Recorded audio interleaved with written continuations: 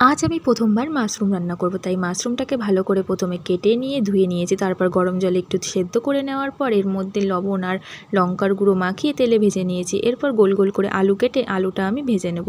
আর এখানে মশলার জন্য আমি নিয়েছি রসুন কুচি, পেঁয়াজ কুচি আর গোটা গরম মশলা, তেজপাতা আর একটা টমেটোর হাফ টমেটো আমি মিক্সিতে দিয়েছি। আর জিরের গুঁড়ো, কাঁচা লঙ্কা আর ধনের গুঁড়ো দিয়ে আমি এইখানে মশলা তৈরি করে নিয়েছি। আলুটা ভাজা হয়ে গেলে নামিয়ে নেব। এরপর তেলের মধ্যে আমি দিয়ে দেবো গোটা গরম মশলা, তেজপাতা। এরপর রসুন কুচি, পেঁয়াজ কুচি আর মশলাটা দিয়ে ভালো করে মশলা কষে নেব। তারপর আলু আর মাশরুম দিয়ে ভালো করে মশলা কষানো হয়ে গেলে পরিমাণ মতো জল দিয়ে নেব।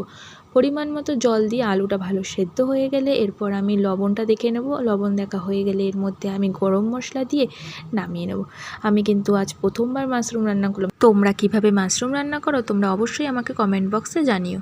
খেতে কিন্তু বেশ ভালোই লাগছিল, মাংসর মতো খেতে হয়েছিল মাশরুমটা।